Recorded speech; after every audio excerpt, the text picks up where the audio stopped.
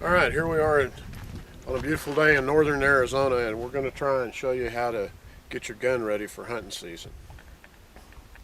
Many years ago, my father was invited by Herb Gibson of the Gibson discount chain to go hunting in Colorado for elk. I never will forget how he prepared for that. He had me take an old crummy dartboard that I had, put it up about 75 yards out. He shot at it about 3 times and hit it, and declared that he was ready to go elk hunting. And it worked. That elk still hangs above my fireplace today. And that's similar to what a lot of guys do when they get ready to go hunting. They use the paper plate method, figuring that if they can hit a paper plate at 100 yards, they're good to go.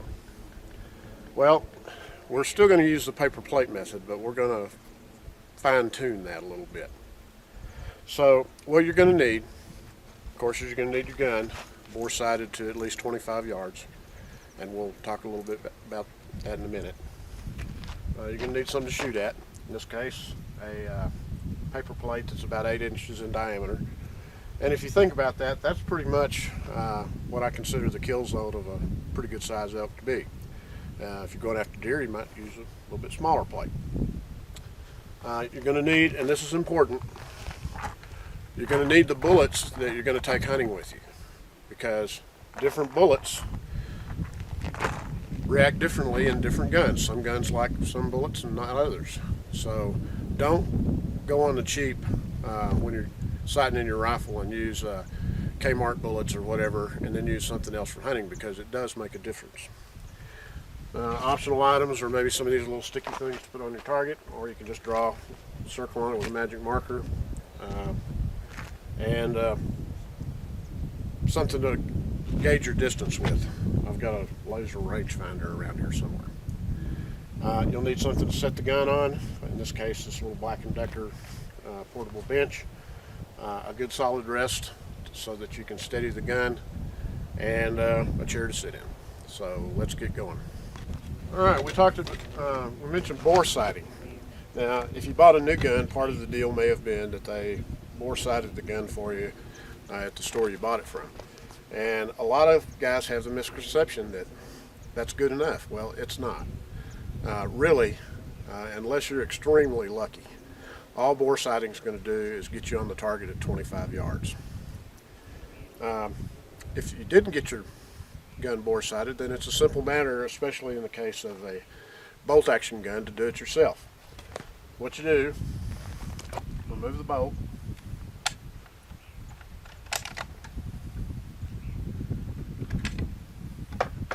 set your target up at 25 yards, which we have here. Simply look through the bolt or the breech from the back end and center that little dot in the barrel. Then, after you've got that all lined up the way you want it, then start taking the caps off and adjusting your scope to bring the crosshairs in to your dot. And that should get you on the paper at 25 yards.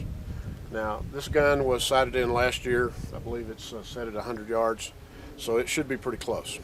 We're going to take our first shot at 25 yards and see how well we do, and then progressively move out.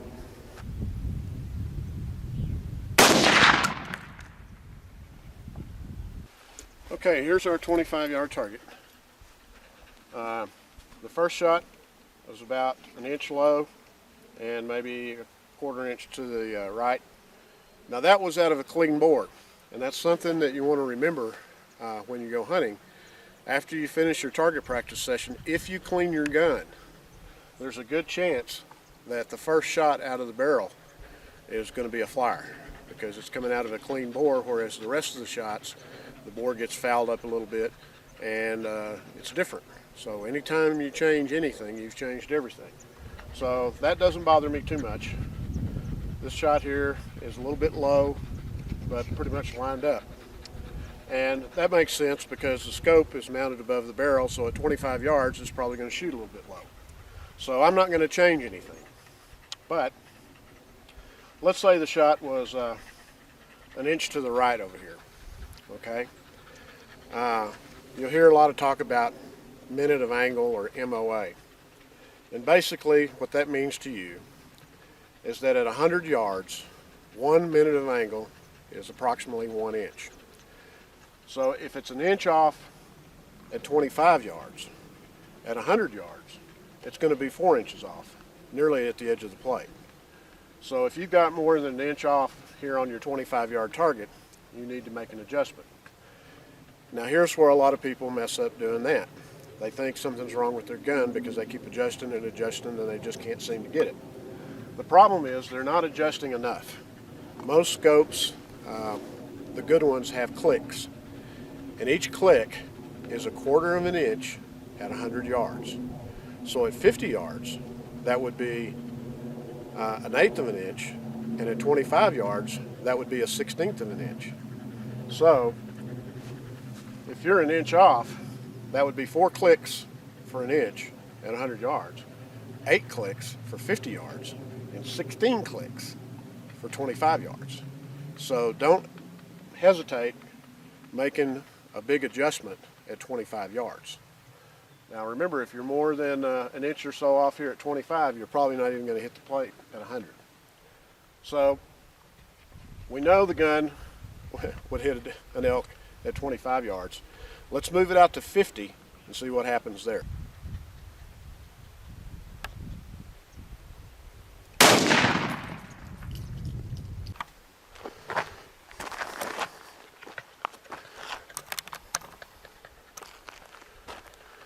Okay, here's what we've got at 50. That was the first shot. The plate was oriented this way. So it's about 1.5 inches low and right at 1 inch to the right. This was the second shot, a little bit better.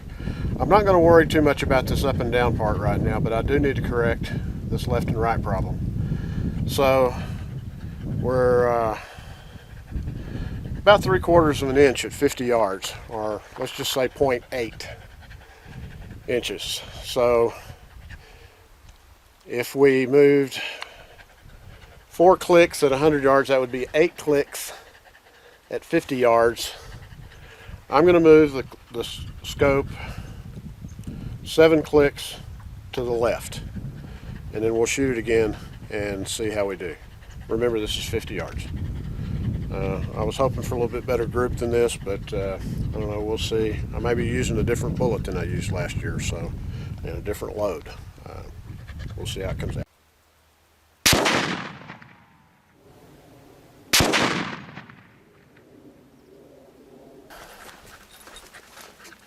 All right, I may have gone a little bit too far. Now I'm over to the left, about 1/2 inch, maybe a little bit more. I actually made a 3-click adjustment here and moved it in a little bit. Still shooting about 1 inch low at 100 yards. But this should be good enough to get me on the plate at 100.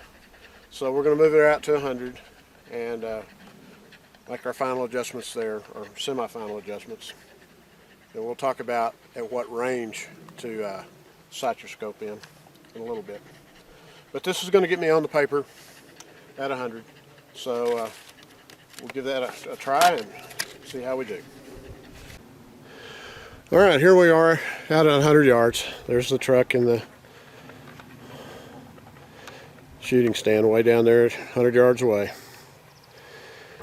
And this is a good point, or a good place, perhaps, to talk about how accurate does the gun need to be. Well, that's a matter of opinion. But as far as what's good, and that's a matter of opinion too, but in my book, anything that'll shoot minute of angle is a pretty damn good gun. And remember, that's 1 inch at 100 yards. So if you can get your shots to group 1 inch at 100 yards, for a hunting gun anyway, that's pretty good. So if you've got them scattered all over the place, then you've either got issues with your rifle or the ammunition, or maybe you're just having a bad day. But that's why I like to come out here and shoot uninterrupted. Don't have some cat with an AK-47 with boxes of ammo next to me disrupting my train of thought.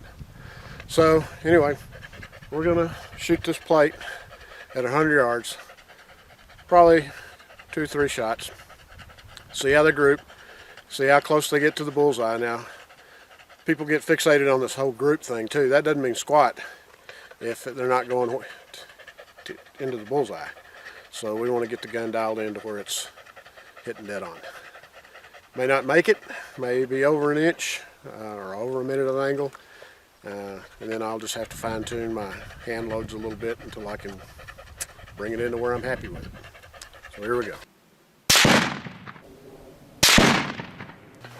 Alright, that was at 100 yards. And if we go by I'm a little out of breath, I keep walking back and forth here, I'm getting old.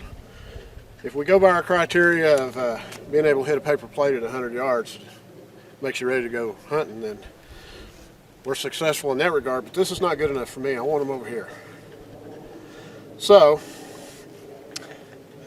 it looks like we're about 2 inches low, so we're going to bring it up 2 inches. So each click is 1/4 of an inch at 100 yards, so I need to come 8 clicks up. And I'm also about an inch to the left, so I'm going to go 4 clicks to the right. Now when you're making these scope adjustments, you always want to end with a tightening movement on your cap or your knob, the way you turn it. Don't ask me why, but and everybody seems to agree that that's the way you should do it. So if I'm making a counterclockwise movement or a loosening movement, then I need to go past 4 clicks or whatever it is I'm shooting for to say 6, and then end with the tightening movement. It has something to do with the mechanical design of the scope. So that might save you some grief in trying to get this wired in. So 8 clicks up, 4 clicks to the right.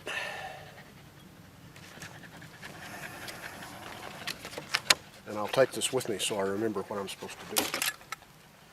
And we've got less than an inch group there if you use those 2 shots, so that means the gun's minute of angle accurate on those 2 shots anyway. So I might be satisfied with that, we'll see. Now I got to move the camera so I don't shoot it. Alright, I got pretty close on the first shot there.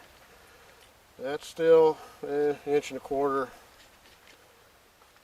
Not that great, but it would have killed an elk at 100 yards. So let's say that's an 1.5 inch group. At 200 yards, this bullet would have been way over here. But it still would have been in our theoretical kill zone here. So I may be able to come down a couple of clicks, fine tune that a little bit. But I think what I'm going to do now, since we are in Arizona and wide open spaces out here, I'm going to sight this elk gun in at 200 yards. And I know from experience and looking at the Ballistic software that at 100 yards it's going to hit high with aiming at the bullseye here. But not that much, maybe a couple inches. At 200 yards it'll be dead on, and then at 300, 250 yards it'll probably be down here somewhere. Now those of you that are really into shooting and study this stuff will realize that what I'm trying to do is determine the point blank range of that gun with that bullet at 200 yards on this target. In other words, from 0 to 250 yards, I can aim at this bullseye, and in theory it should hit this plate somewhere. And if this plate is the size of an elk, then all I've got to do, or the size of a kill zone of an elk, then from 0 to 250 yards, all I've got to do is aim right at his shoulder blade. So we're going to put a new plate up. I'm going to leave things where they are for right now and see how much of a drop I get at 200 yards. And then I'm going to zero the bullet to hit as close to the center as I can, and we'll see what happens. And then we may even move out to 250 and see if I can still hit the plate. So the idea is to be able to aim at the center of the plate and still hit it at some unknown distance, and I'm guessing that's going to come in at about 250 yards if I zero the gun at 200. So we'll see. All right, we had to change locations. Somebody else wanted to use my favorite spot down there with the shade tree, so we're out here in the open range. Got the target set up exactly 200 yards over there. My shooting station we put on top of a hill over here about 50 yards away from here. So we'll be shooting at 200 yards. Just a hint of wind blowing today.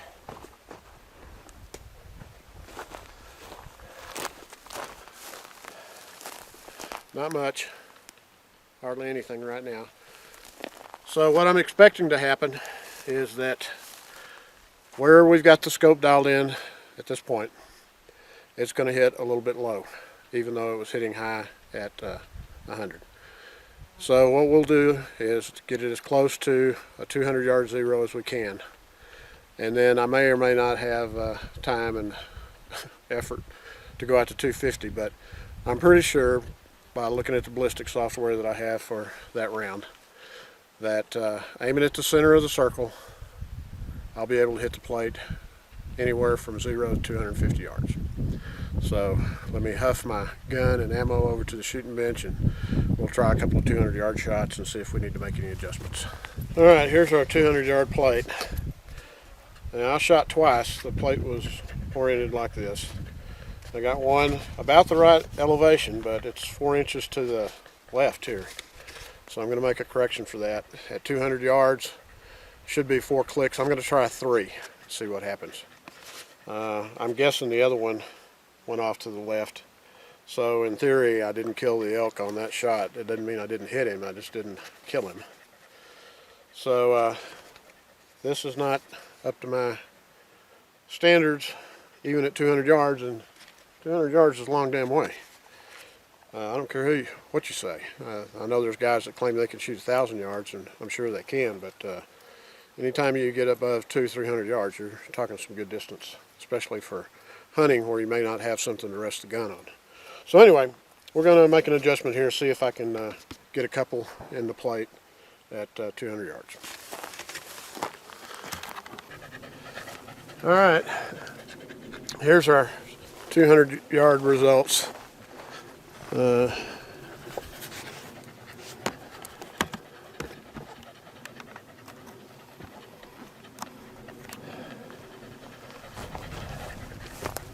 from 200 yards, every joint on your finger is an inch basically. So that's what I'm doing here. That's a 2 inches from there to there, about 3 inches from there to there. A little bit of wind today, a little bit of mirage. Not trying to make excuses, it is what it is. As a matter of fact, I missed the whole plate once. I'm not sure what happened. I thought I shot 4 times, so I've missed the whole plate once, but I'm not that good a shot. So what we're going to conclude from that is basically the gun's zeroed at 200 yards. This is not too bad. You know, I mean, we got 3 inches from there to there, but 200 yards is a long way. So shooting off that little bench that I had with a lawn chair, it's not too bad. But remember, out in the field, you're not going to have benches, lawn chairs, and all that kind of stuff. So your effective range might be quite a bit less than 200 yards, unless you've got a good steady backpack or rock to rest the gun on. But I'm fairly confident I could hit an elk at 200 yards with that gun. I've done it at 375 yards before. So to recap what we went over here, when you're zeroing a gun, start off at 25 yards. Don't be afraid to make big corrections at first to get you in there, because every click of that scope at 25 yards is only a 1/16 of an inch. When you make adjustments, use tightening turns on the scope. And an inch at 100 yards group is pretty good. 1.5 inches, not all that bad. The stuff that they've got nowadays is pretty good stuff. This is an older Seiko, but it's not bad. So I might be able to improve a little bit on this by changing my loads up a little bit, but this is a gun I'm going to take as a backup gun to go elk hunting with me. I've got an .06 that does quite a bit better than this. And I'll relay some info from you that I learned from the guides that I go hunting with regarding long shots. I always ask them, what's the most common mistake you see with your clients when they're taking these 200-yard plus shots? And the answer almost is always they shoot over the animal. In other words, they're not shooting dead center like I am, or point blank range. The target's so far away that if they don't aim up, then they're going to shoot low. So they overcompensate and shoot over the animal in many cases. So the bottom line is, to get your gun going, you need to spend a little time with it. The old paper plate method is still valid. If you can hit a paper plate at 100 yards, you're probably stand a pretty good chance of success, because somebody did a study, and the average hunting shot is somewhere in the range of 85 to 90 yards. There's a lot that are a lot further than that. There's a lot that are a lot shorter than that, but overall about 100 yards. So if you can hit a paper plate at 100 yards, yeah, you got a good chance, but I like to be a little bit better than that. Okay, well, I came home yesterday and looked at the videos and realized I made a few mistakes on there. At one point I was pointing to the left and talking about right, but anyway, hopefully you can get over that. And a lot of you guys that are physics teachers and stuff will find fault with some of this, but it's close enough for field work that I think you'll find it interesting, possibly beneficial. So, and I want to clarify the part about turning the scope caps to adjust the scope, so we'll get to that in a minute. But what I did was I came home and got up this morning and kept thinking about it, and got to doing a little ciphering, and got into the Barnes book for the bullet that I was using, which this is a 300 H&H mag.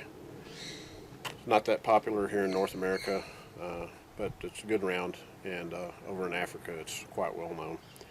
It has performance somewhere between 30-06 and a 300 Win Mag, about halfway in between there.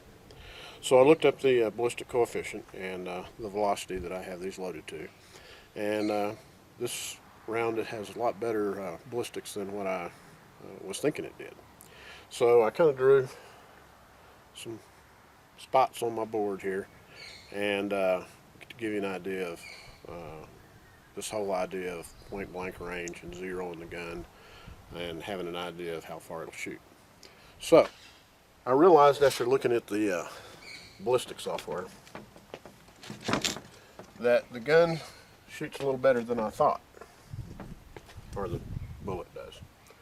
So unfortunately, a bullet doesn't go in a straight line because there's too many other things influencing its flight path. Gravity has a large impact on where the bullet goes, and wind resistance has a large impact on where the bullet goes. So, and we get into arguments about this, but for all practical purposes, if the barrel was parallel to the Earth's surface, as soon as that bullet leaves the barrel, it starts feeling the effects of gravity and falling. So you can't just point the gun parallel to your target, or perpendicular to your target, I guess you would say, because the bullet's going to hit low, especially over long distances. So you've got to aim to tilt the barrel up, and that's going to cause the bullet to describe an arc through the air. Now, it's going to go up for a while, and then it's going to go down for a while until eventually it either hits the target or it hits the Earth's surface. So what we're doing here is essentially adjusting that arc, I guess you would say.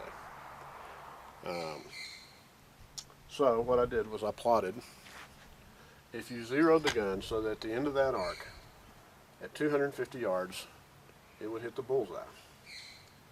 Then at 150 yards, it's going to hit high. So here we are, 250 yard zero, dead on if in a perfect world.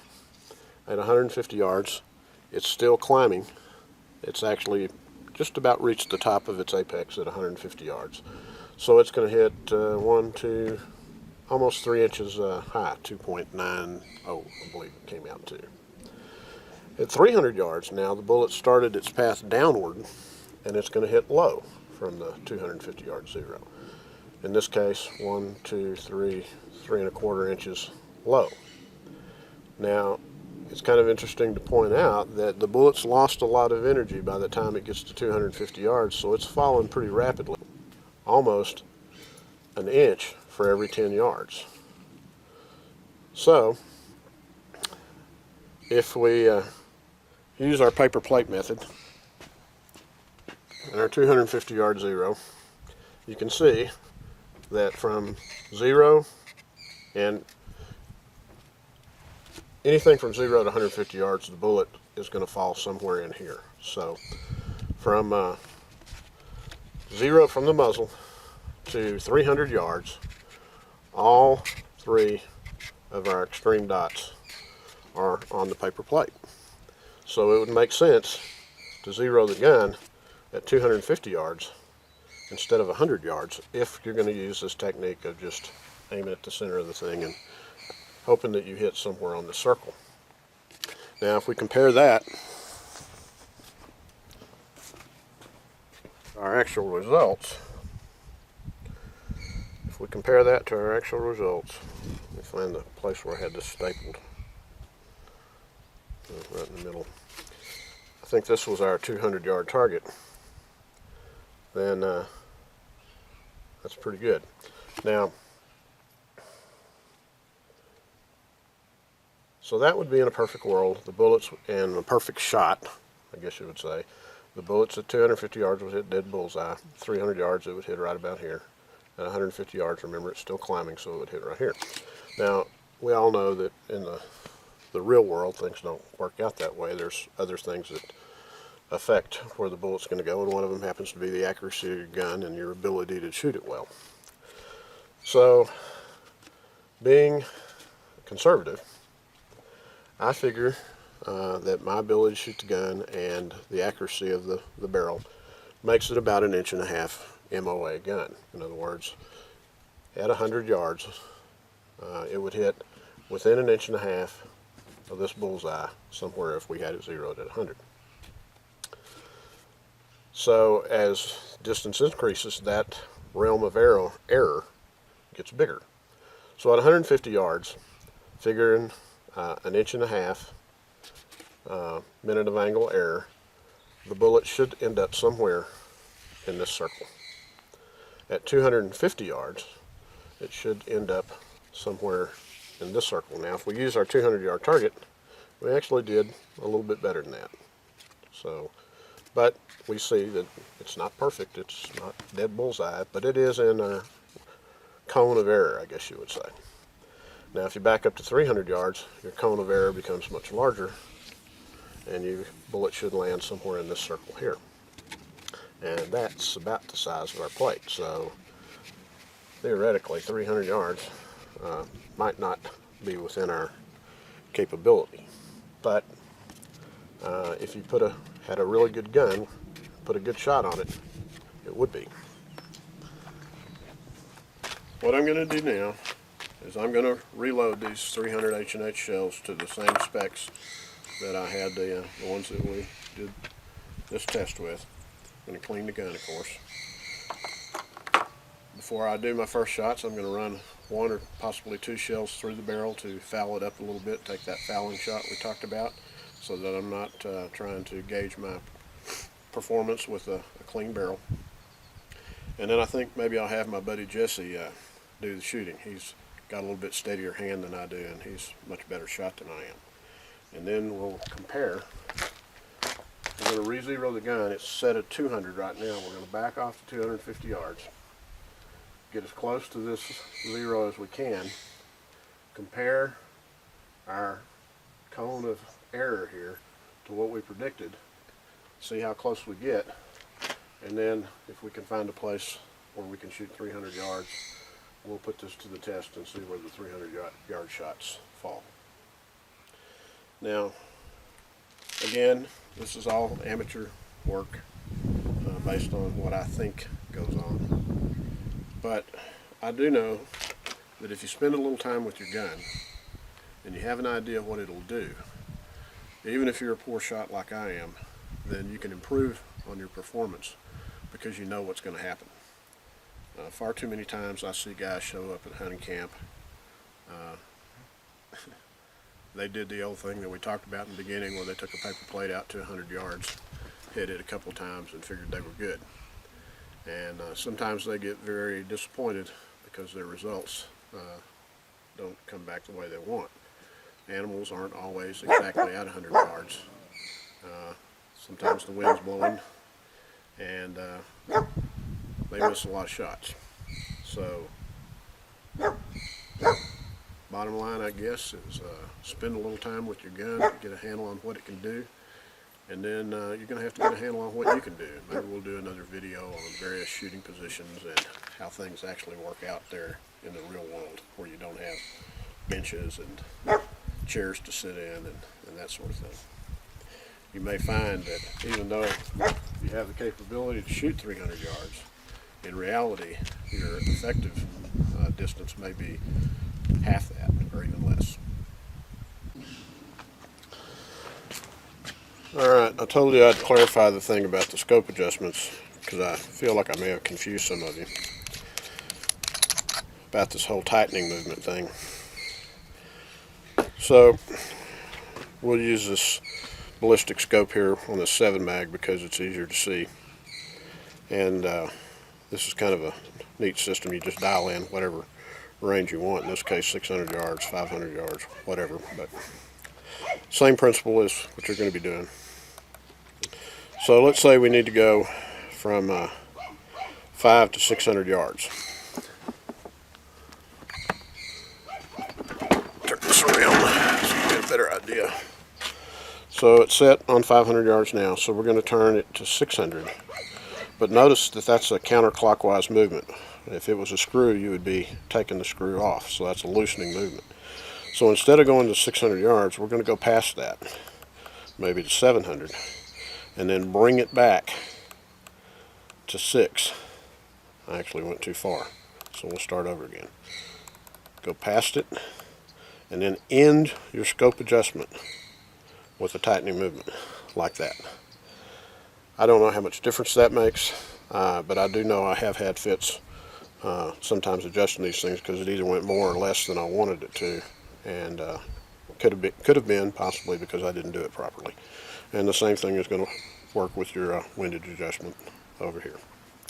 So that's basically it. Just always end with a tightening movement. Now, if we were going to go from 6 to 500 yards, we don't need to go past it because that's a clockwise movement. And that's it. One other plea, if you will, is when you go out here in the woods or the desert shooting, be sure your buddies pick up all their junk. You know the Sierra Club goes around and take pictures of that stuff, and it's only a matter of time before they shut down recreational shooting in the public places because of these creeps that leave all their crap laying around, shotgun shells and 22 holes and all that kind of stuff. So just kind of treat the outdoors like you would your own home and pick that crap up. That's it.